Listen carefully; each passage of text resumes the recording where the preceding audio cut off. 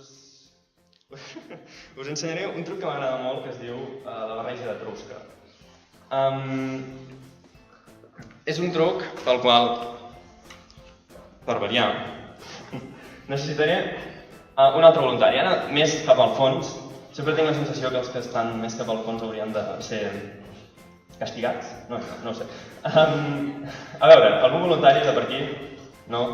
Si vol ser un professor, pot ser un professor, com vulgueu. No? D'aquí? Va, aquest noi d'aquí segur que ens ajudarà. Vinga, cap aquí. Com et dius?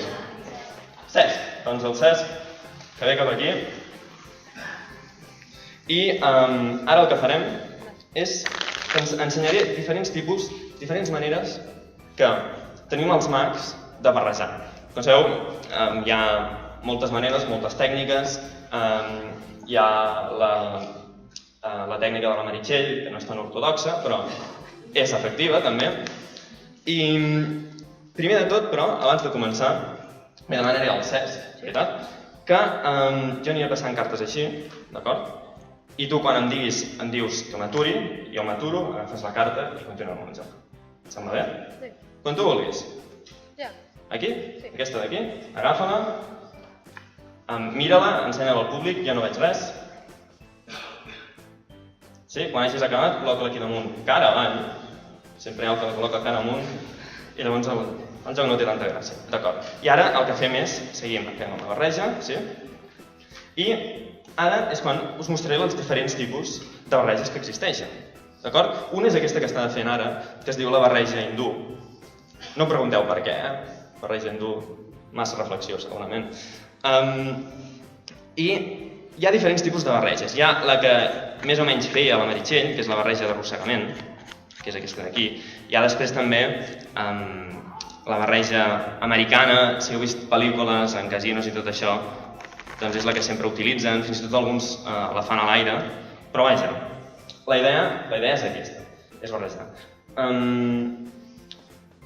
Estic pensant que Cesc t'hauràs d'estar molta estona dret aquí, o sigui que ja pots seure, perquè ja has fet el que havies de fer.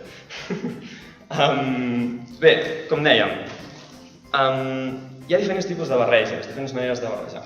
Hem vist la barreja hindú, hem vist la barreja d'arrossegament, hem vist la barreja americana, però jo un dia estava fent aquest truc i algú del públic va venir i em va dir: perdona, Anton, t'has deixat una barreja, et falta un tipus de barreja. Jo em vaig quedar sorprès, perplex, li vaig demanar si sisplau podia seure, em va dir que no i em va agafar la baralla i em va ensenyar aquesta barreja i l'estic molt agraït. Ell, tot i que al principi jo no en tenia res, ell em va parlar d'una barreja que es diu la barreja etrusca. Em diu, és una barreja que ha passat de generació en generació, vaig pensar, potser ningú la vol, no sé. I me la va ensenyar i era una barreja molt curiosa, que consistia en agafar unes quantes cartes, girar-les cara amunt i girar-les cara avall, de manera que aconseguies que et quedessin cartes cara amunt i cartes cara avall. Clar, el batibull de cartes, el desordre que et generava això, jo francament em pensava que ja em quedava sense truc, sense màgia i sense reputació, si és que et dic. I llavors em va dir aquell noi tan espontani, em va dir: però tu tranquil, no et preocupis, que aquesta barreja té una propietat molt interessant, molt curiosa. Jo, perplex, veient que tenia cartes amunt, tenia cartes cara avall, tenia de tot, li vaig dir: quin és? Explica'm. I em va comentar: doncs mira, és molt senzill. Nosaltres el que fem és, agafem les cartes que estan cara amunt i cara avall i encara que estiguin del tot barrejades, les tornem a barrejar perquè encara sigui més complicat.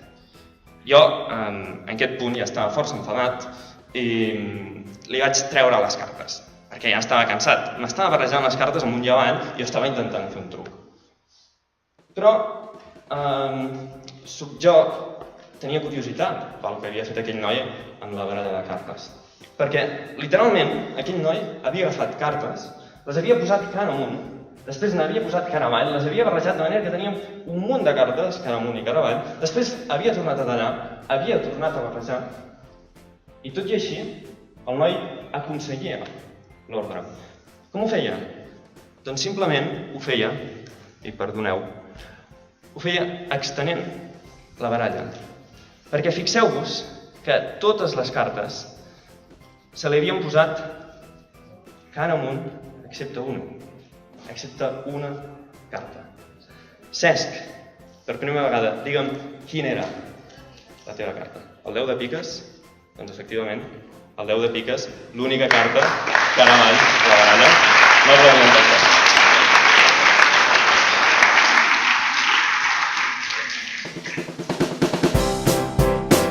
I tu, ara, aquesta carta, què creus que és? Vermella o negra?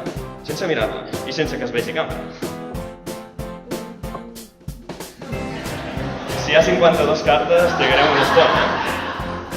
A veure, Ronald,